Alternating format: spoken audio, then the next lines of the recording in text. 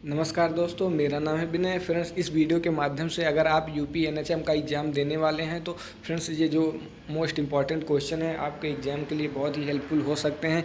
इस एग्ज़ाम को अगर आप इस क्वेश्चन को करके जाते हैं तो अच्छा प्रदर्शन आप एग्ज़ाम को क्रैक कर सकते हैं। तो फ्रेंड्स इस वीडियो को अंत तक देखिए। फ्रेंड्स, अगर आपने हमारा पुराना वीडियो जो पुराने क्वेश्चंस को नहीं देखा है तो हमने अपने चैनल पे 10 से 15 वीडियोज़ इससे रिलेटेड अपलोड कर दिए हैं। आप जाकर पूरी की पूरी प्लेलिस्ट को देख सकते हैं। यूपी एनएचएम नाम से पूरी प्लेलिस्ट आपको वहां पर मिल जाएगी। एक एक वीडियो को आप वहां से देख करके अपने एग्जाम से रिलेटेड क्वेश्चन को वहां से सॉल्व कर सकते हैं और थ्योरी को पढ़ सकते हैं। तो चलिए फ्रेंड्स शुरू करते हैं। पहला क्वेश्चन यहाँ पर है, गुर्दे की कार्यात्मक इकाई क्या है? तो जो इसका राइट आंसर हो जाएगा फ्रेंड्स नेफ्रॉन। जो गुर्दे की कार्यात्मक इकाई कहा जाता है उसे नेफ्रॉन कहा जाता है। तो यहाँ से राइट आंसर बी वाला हो जाएगा। त्वचा की सतही परत को क्या कहते हैं? तो जो सतह के ऊपरी परत होती है फ्रेंड्स इसे एपिडर्मिस सी कहा जाता है। फ्रेंड्स ये आपके क्वेश्चन इंपॉर्टेंट है। फ्रेंड्स एसटीएस का अगर आप एग्जाम दे रहे हैं तो ये आपको इंपॉर्टेंट है, आपको तैयार कर लेना है। फ्रेंड्स त्वचा की जब जो सबसे ऊपरी परत होती है जो आपको दिख रही होगी फ्रेंड्स इसे ही एपिडर्मिक कहा जाता है। तो इसको भी आपको तैयार कर लेना है। मानव की क्षण और शंख से संबंधित है। तो जो मानव की दृष्टि होती है फ्रेंड्स वह एक क्षण और शंख से संबंधित होती है। तो इसको भी आपको याद कर लेना है। रक्तवाहिका जो हृदय को रक्त की आपूर्ति करती है फ्रेंड्स उसे बी कोरोनरी कहा जाता है। फ्रेंड्स अगर आप एसटीएस का एग्जाम दे रहे हैं तो आपके लिए भी ये पांचवा क्वेश्चन है। हड्डी जिसे घुटने की टोपी के रूप में भी जाना जाता है फ्रेंड्स उसे क्या कहते हैं? तो इसका जो राइट आंसर हो जाएगा फ्रेंड्स उसे पटेला कहते हैं। आम भाषा में लोग इसे गांठ का जो टोपी भी कहते हैं। तो फ्रेंड्स इसका जो राइट आंसर हो जाएगा वो पटेला हो जाएगा। अगर आप एसटीएस का एग्जाम दे रहे हैं तो इम्पॉर्टेंट क्वेश्चन है आपके लिए, आपको भी इसको तैयार कर लेना है। मैं आपको चित्र के माध्यम से बता देता हूँ कि फ्रेंड्स ये बात कहाँ से की जा रही है। तो आप लोग इस चित्र के माध्यम से देख रहे होंगे ये हमारा गांठ है, उसके बीच में जो ये गोल गोल टिपिया टाइप होती है फ्रेंड्स इसे ही जो पटेला कहा जाता है। तो यहाँ से ये क्वेश्चन आपका राइट आंसर हो जाएगा।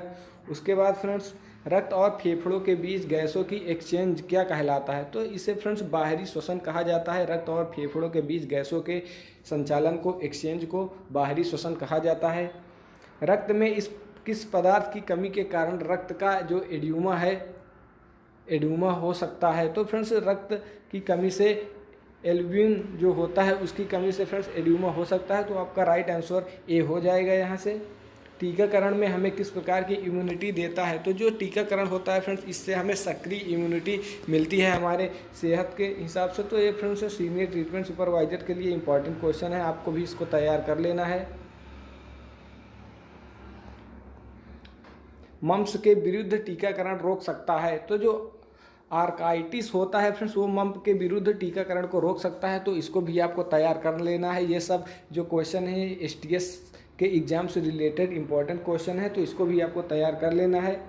10,000 की जनसंख्या पर एक बेसिक स्वास्थ्य कार्यकर्ता की अनुशंसा की जाती है। तो जो चड्डा कमेटी द्वारा इसका फ्रेंड्स संचालन किया गया था। ये फ्रेंड्स क्वेश्चन आपके सन 2019 के एग्ज़ाम में एसटीएस के एग्ज़ाम में आया था।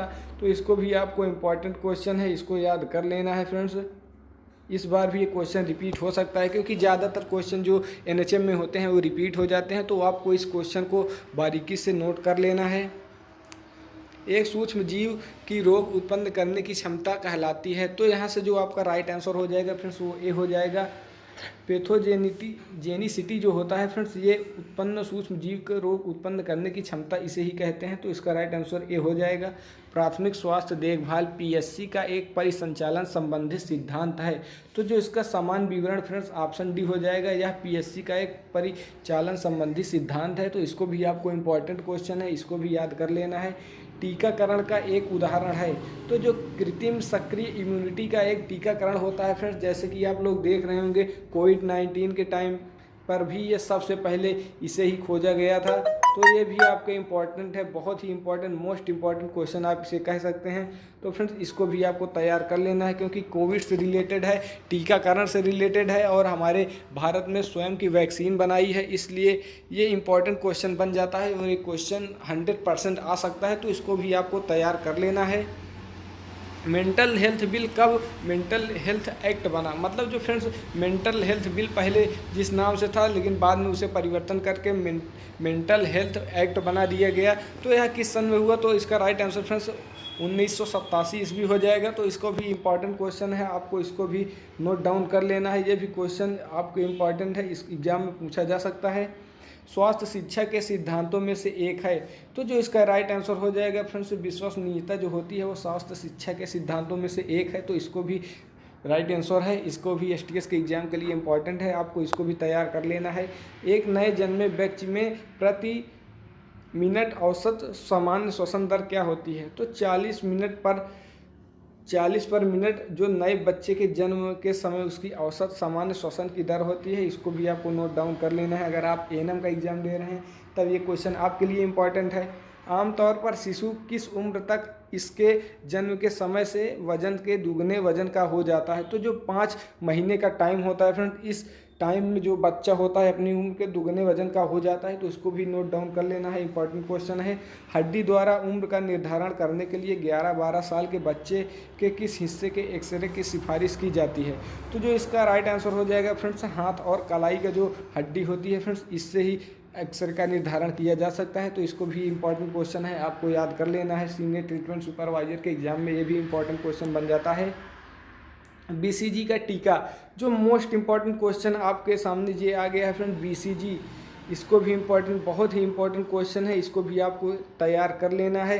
जो इसका टीका किसने दिया, तो त्वचा के अंदर जो ये टीका दिया जाता है। तो इसको भी आपको इम्पॉर्टेंट क्वेश्चन है, इसको आपको नोट डाउन कर लेना है फ्रेंड्स।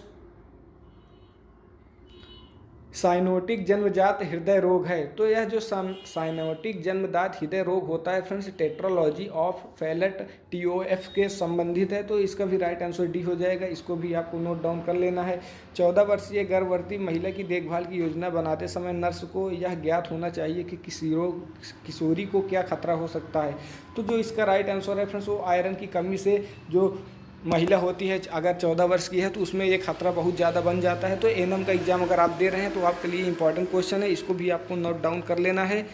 किस गर्भायु पर हीमोग्लोबिन का संश्लेषण फीटक में वयस्क में परिवर्तित हो जाता है, तो जो राइट आंसर है प्रसव उपरांत 3 सप्ताह के बाद ही जो गर्भायु होता है उसमें हीमोग्लोबिन का संश्लेषण फीटल में वयस्क में परिवर्तित हो जाता है। तो इसको भी आपको एएनएम जेएनएम के एग्जाम के लिए इंपॉर्टेंट क्वेश्चन है।